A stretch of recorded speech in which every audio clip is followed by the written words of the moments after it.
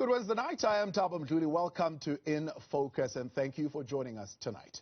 With recent reports of irregular PPE spending, alleged leadership squabbles, police officers on trial for corruption, and an admission by the National Commissioner that discipline management needs to be overhauled, we ask the question, is the South African Police Service in a crisis? Joining me now to unpack this is former JMPD Chief David Tembe, Senior Policing and Social Conflict Specialist Eldred De Klerk, and editor at Viewfinder Daneel Knoetze. To be a part of this conversation tonight, WhatsApp your questions and your comments to 072-110-5584, or you can tweet us tonight at Newsroom 405, and we'll get to those questions in just a moment. But good evening, gentlemen, and thank you very much for joining us tonight here on the In Focus on Newsroom Africa, Channel 405.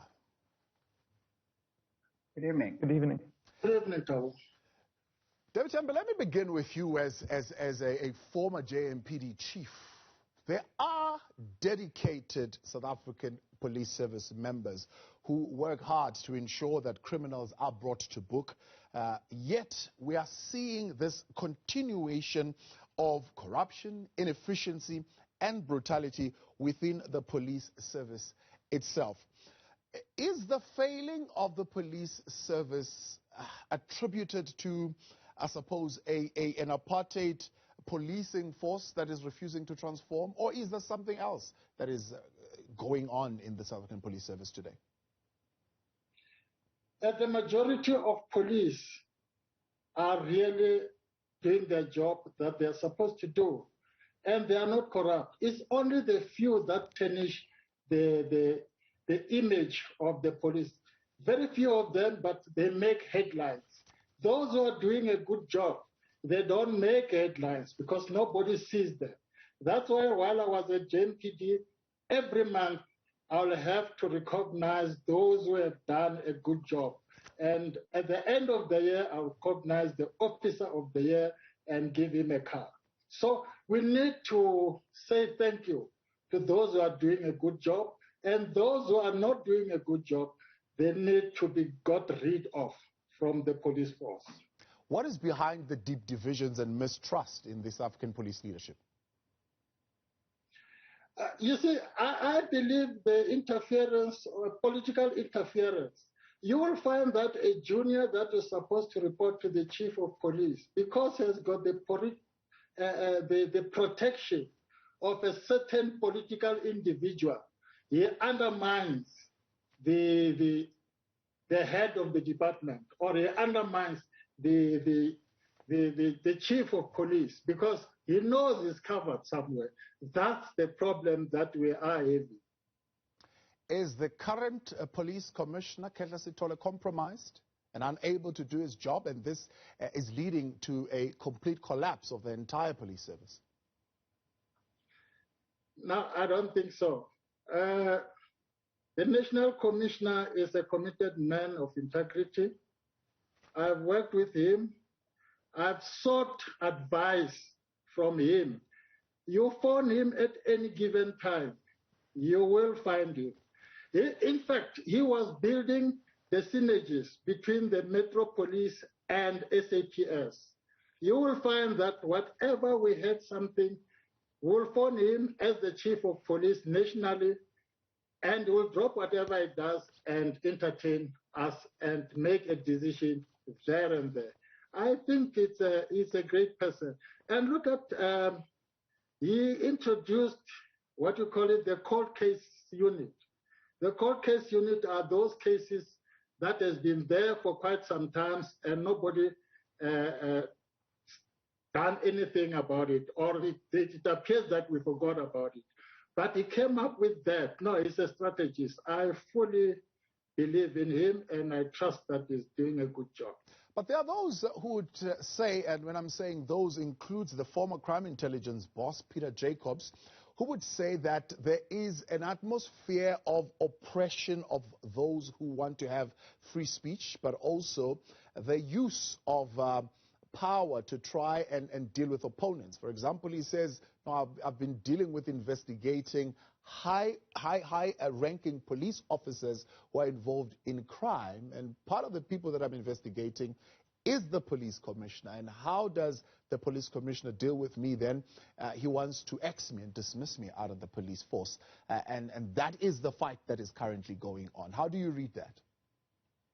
No, there's a process how you deal. You see, in policing, we stick to the chain of command. If you are investing your boss, there's a process that you have to follow. You don't just go around and ask questions to the subordinates. Because, you see, being a police chief, it's like a poison chalice that has been handed over to you. You have to navigate political landmines. So some of the officers are being used politically, as I've said. But you can't just say, I'm investigating the police chief without following due process. There are processes that have to be followed. And if ever you are not happy with the police chief, there's a grievance procedure that you have to follow. And you don't just go around and then tweet about it or put it on a Facebook. I mean, that is unprofessional. Do you think the suspension, that's a final one, I'm going to bring in Eldred in a moment as well to just weigh in on this. Do you think the suspension of, in fact, the dismissal of Viri is justified? I won't comment because I haven't seen the findings. How did it went around? I didn't follow it very much. But with me, the people that I suspended because they undermined the chief of police, they were brought back politically, backdoor. And those same people are the ones who have been arrested by the Hawks for something else after I've left. So you can't undermine, because there's a chain of command. We work in terms of the chain of command. It can't be done otherwise. So I believe that the national commissioner, in doing so, it has to, people must be disciplined if they do something wrong. Once in policing, you have undisciplined members, then it will fall out. We won't be able to have the rule of law, because everybody will do as he or she pleases. Yeah. 20 senior police officers appearing in court on charges of corruption. Eldred, could we say that comes down to the fact that there is a break in a chain of command, or is there something else that is going on? There are three issues that are normally pointed out when you talk of the breakdown in a crisis in the police service. One is the strategies that are adopted since 1990 that are failing to transform that institution. Two, the failure to depoliticize the policing in the country, and a lack of effective oversight bodies. Would you agree with those? Absolutely. I've got to confess that I was there when we sought to amalgamate the various policing forces in this country into the South African South African Police Service. At the same time, we had the starting of the South African National Defence Force. With the Defence Force, we had a thorough defense review process. We were very clear in understanding what the defense stood for, what their doctrine was, what their capability would be, what role the Defense Secretariat, and we actually also dismantled a lot of what there was. With the South African Police Force at the time, we were scared. We were scared that something could happen in the country. On one day, with the stroke of a pen, we fired everybody. And in the very next page, we rehired everybody. We didn't ask anybody to reapply for their position. We didn't interview everybody, and we didn't place them accordingly. So what we did was, in fact, inherit everything that came with the South African Police Force. And then for many years, we had the tail wagging the dog, efficiency services, administration, finance, as opposed to people who were in charge of the operations of the police.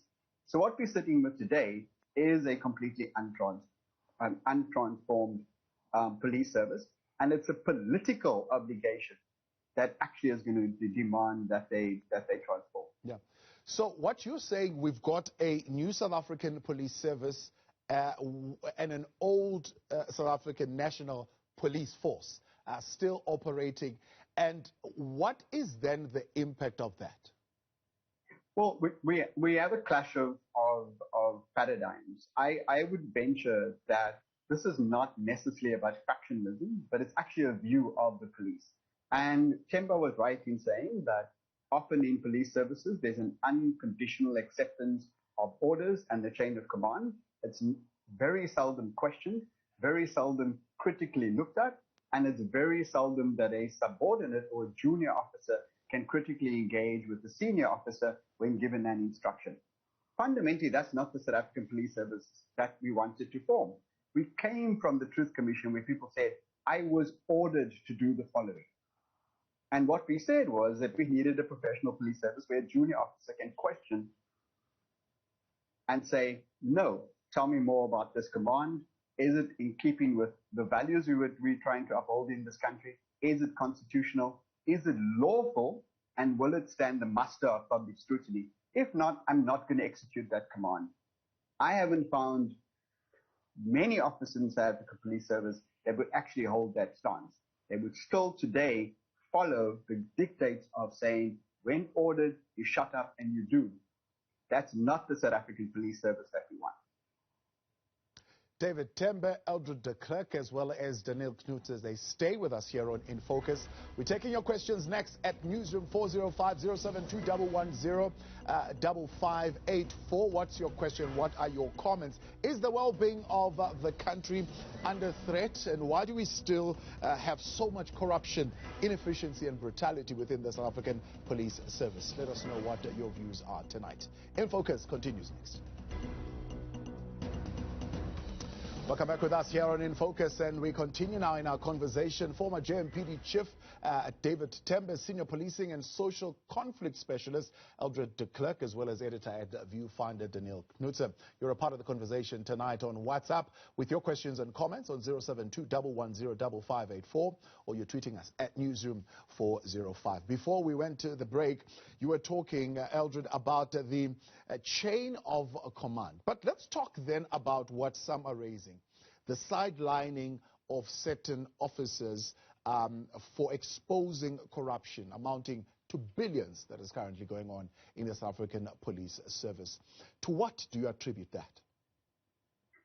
Well, partly we've seen a history. There's a context to the officers involved. They had labor issues.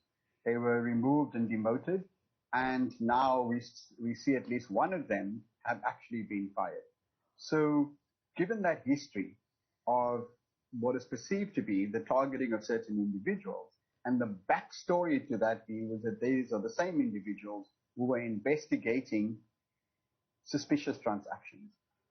We need to ask, on the one hand, how that came about, and on the other hand, we need to ask, where are the investigations pointed out by the late Charles Kalia, pointed out by other officers all the way through now. Names were mentioned, people were mentioned, and investigations were initiated. What is the status of these investigations? That's a critical question to ask. That is where the National Commissioner and the leadership of the South African Police Service have to account, and they have to do so publicly. They're not an isolated, they're a public service institution that's supposed to be beholden to a civilian authority. So this whole idea that we're sitting with a militarized institution that's insular and can't be questioned, that very notion has to be questioned and challenged. Yeah. Because they should be subject to public and political control. Now, at least the governance and oversight of public and political oversight.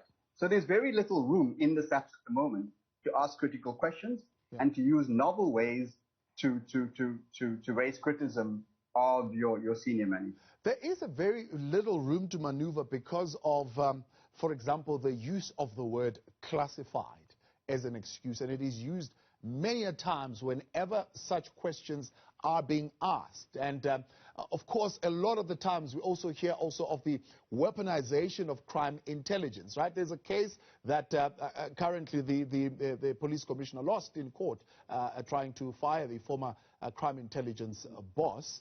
And part of what was there is that there is this non-disclosure act of the things that the former crime intelligence boss was investigating.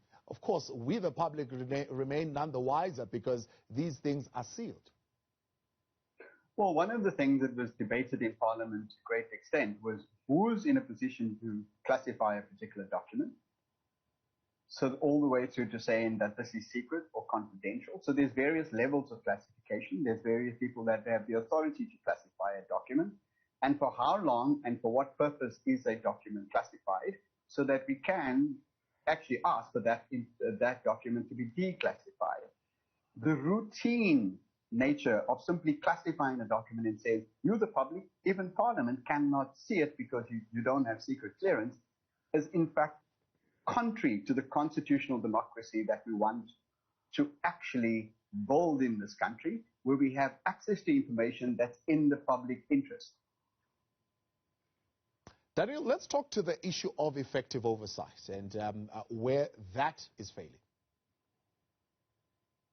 Thank you very much for having me. On transparency and accessibility of public records, I would agree 100% with that. Our investigation of police oversight in South Africa has really been rooted in a single source of documentation, which is the master registers of the Independent Police Investigative Directorate, which kind of gave us an indication when we tracked these thousands of cases, mostly related to the use of force, assault, torture, sometimes rapes, and also hundreds of killings every year.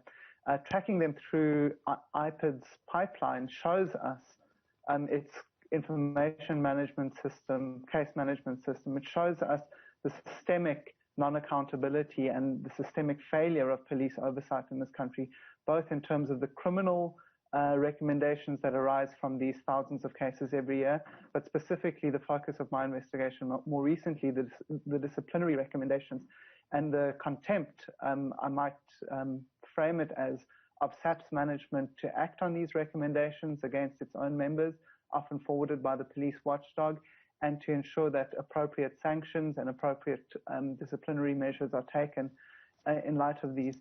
And I think that really speaks to that deep systemic failure and unreformed nature of the police service as an institution. There's still this culture of silence, this culture of obfuscation, a lack of transparency in how police oversight works within the institution itself. And we must remember that we are beholden to police management because the burden of proof in a disciplinary hearing is much lower. The merits of the case can stand up much easier. And there really is an onus on the police service to ensure professionalization within its ranks and to ensure effective consequence management and wholesale across the institution broadly, not just at the highest levels that we've been speaking now, but right down through the rank and file. We see that process being manipulated routinely. We see loopholes being exploited, specifically in the disciplinary regulations, and we're seeing a conflict of interest that arise out of how discipline management is done in the police service, hampering the deliverance of justice in the departmental sense, and also in terms of disincentivizing poor behavior, which essentially means that problem officers, according to our investigative findings, are recycled back onto the streets to become repeat offenders and scourges on the communities, often poor black working class communities that they are meant to serve. Let's look at those loopholes once again. One of the issues cited that are quite a threat to the South African Police Service, or that are contributing to the crisis we currently are seeing, is the question of poor standards of training alongside the promotion of officers beyond their levels of competence. What are the loopholes that allow for that to happen? My experience in studying the police service is quite limited in terms of looking exclusively at police oversight, but I do know that training is a massive area of concern and something that needs to be looked at.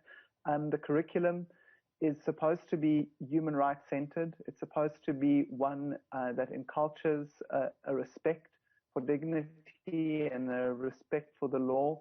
But I think what often happens is that police officers leave training academies and enter into the kind of rank and file work that they're doing as constables on their first kind of beat job at precinct level, and often this chain of command that we were speaking about, and the failure really of command and control sees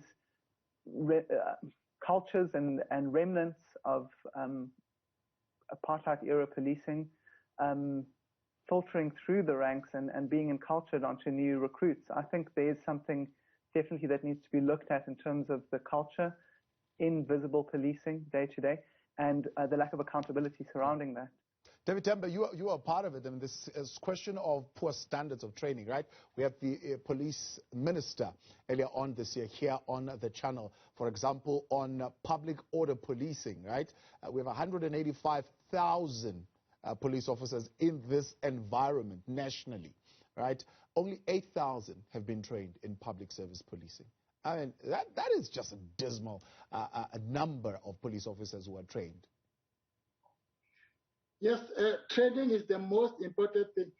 You see, the problem is, let me put it in the way of metro police or traffic. Once a person has been trained, go to a training or academy, once he left that academy, it is done with.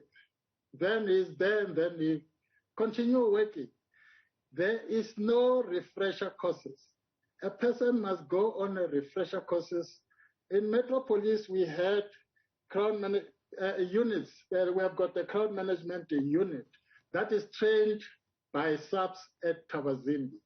They always keep themselves updated because they go on a refresher course at Thabazimbi. It can't be business as usual because the law enforcement is not static. You must be able to improve there and there. But another thing is the commanders themselves. If they are not trained, I'll give you an example about myself. Since 2008, I go overseas to do refresher courses every year. It's because policing, you have to keep yourself updated. The use of force. Look for an example. Chokehold it's banned in the US. You can't use chokehold. So the use of force is most important training that officers must be trained and understand the implication in the use of force. So those issues, when it comes to training, it has to be dealt with, especially in the metros and in the traffic enforcement where it is lacking. But SAPS has been assisting the metros in terms of training. But leadership is the most important thing. Command and control. Yeah. You can't be, there can't be a commander who is far less qualified in commanding than these officers.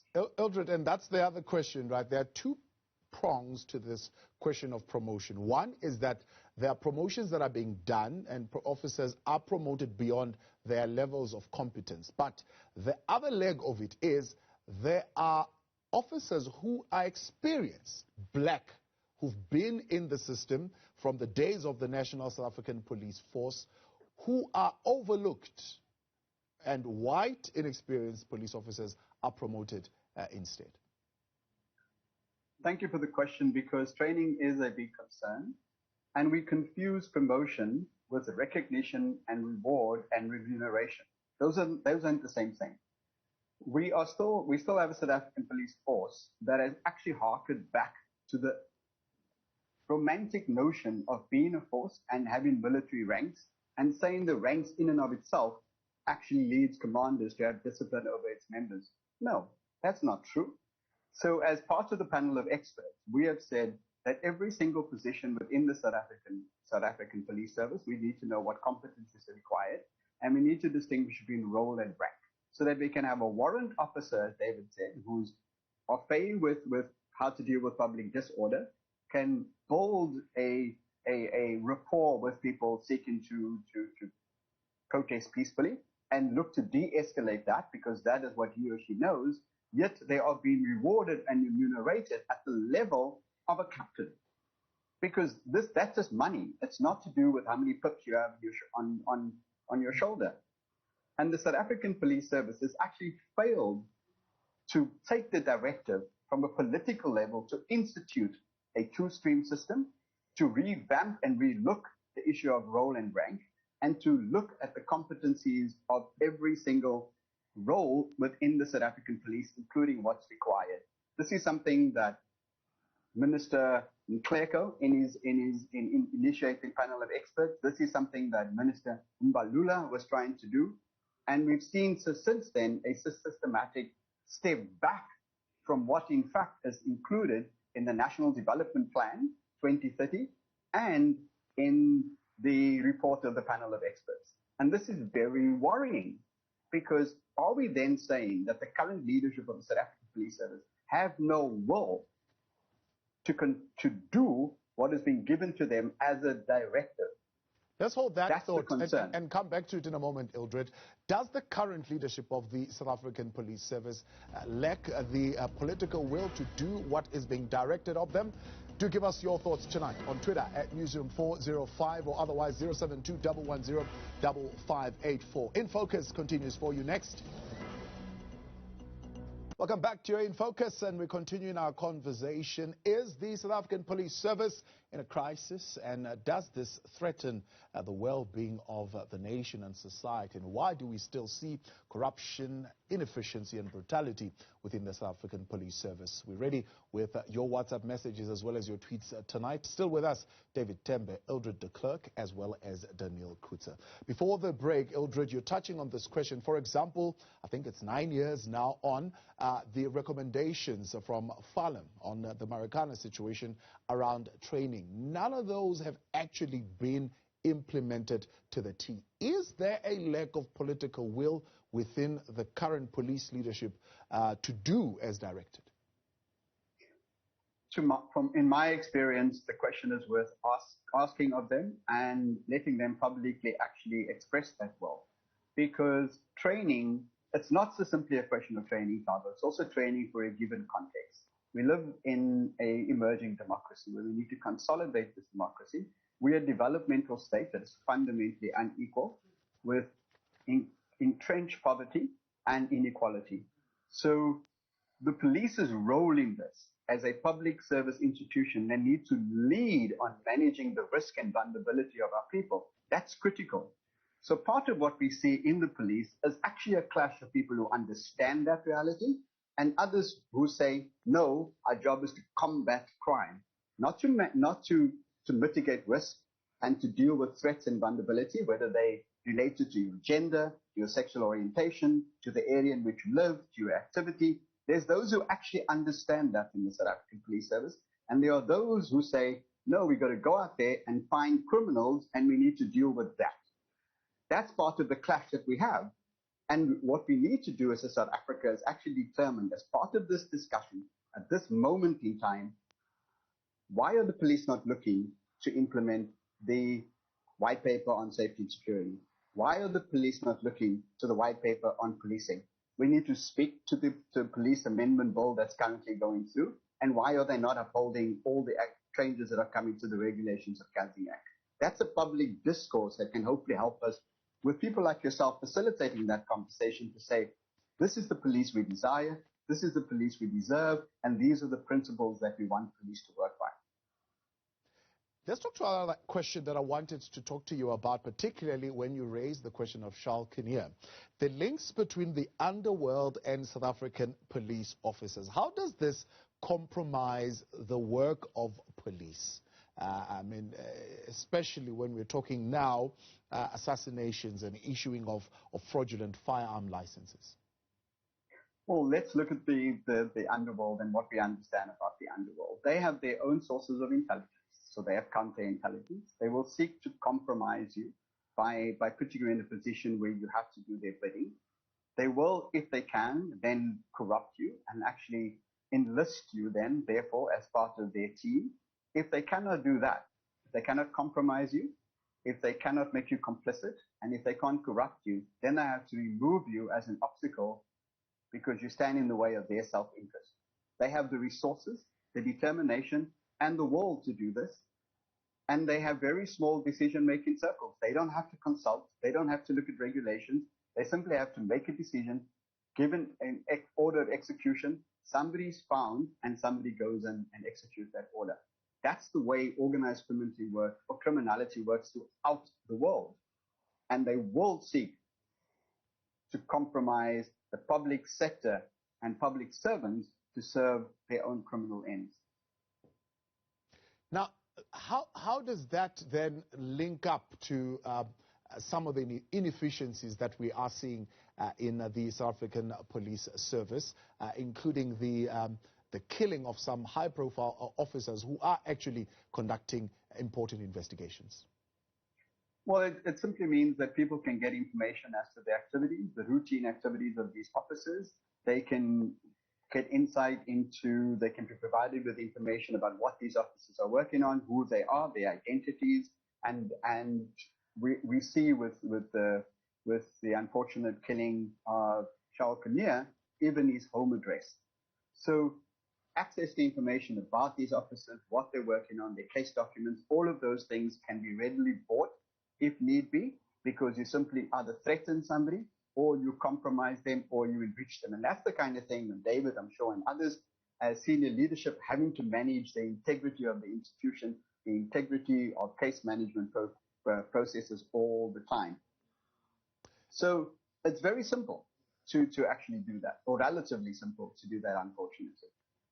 Daneel, talking of the integrity of our institutions, a lot has been said now, particularly in the past, around the Parliament not renewing the contract of the former IPID boss, saying was a deliberate intention by the minister to weaken IPID. Is IPID now a weaker institution? Well, I think the amendment of the IPID Act went in the right direction by removing the minister's powers over the removal of the IPID head. It didn't go far enough, though, and the appointment of the executive director is still exclusively within the purview of the minister by quite an opaque process, and I think that that's what parliamentarians rightly questioned earlier last year when a new executive director was appointed, Ms. Knoetze, by Police Minister Becky Cele. I think it's still early in her tenure, and it's still too early to tell. Certainly she has projected an image and a rhetoric around being tough on criminality within the police service, and certainly being sincere, at least in the public-facing rhetoric that she's been putting out. But of great concern, of course, is that something that a legacy of the McBride, the former permanent executive director of IPID, the National Specialized Investigations Team, which looked exclusively at high-level corruption, has been disbanded, and many of those cases have been have fallen onto the back burner. We're looking at state capture era, high-level corruption cases within the police that require complex investigations, that require dedicated attention. And the fact that that has been disbanded and decentralized is something that certainly should be closely scrutinized, and to see whether the integrity of those investigations and indeed the momentum around certain senior police officers in the crosshairs is being compromised.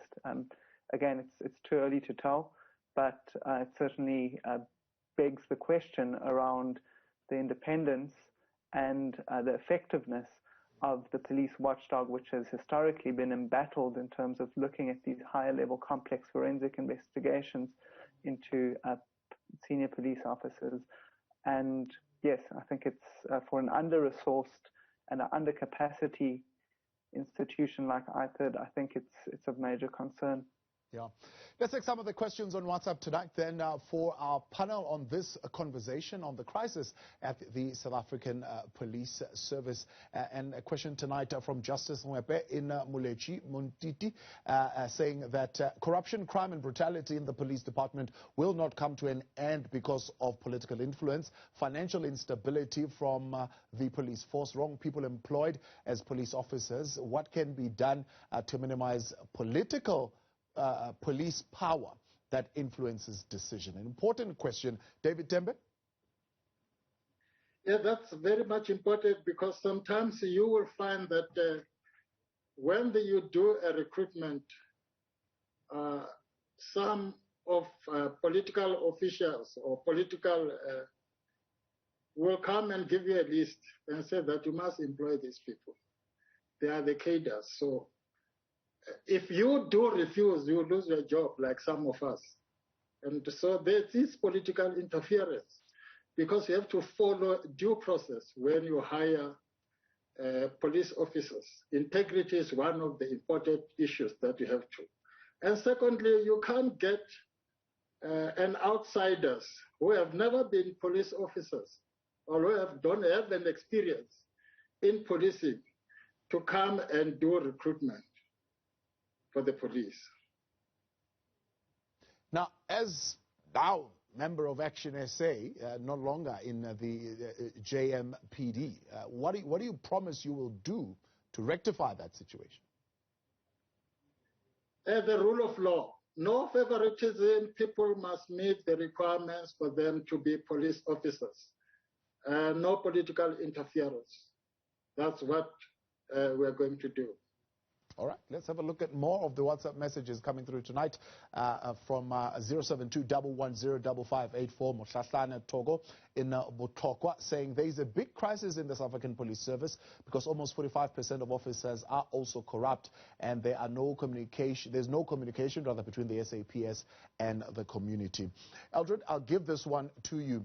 We're talking now of corruption around the PPE procurement in the South African Police Service. There's a word that keeps coming up, or a particular entity that keeps coming up. It's called the Crime Intelligence Secret Service account.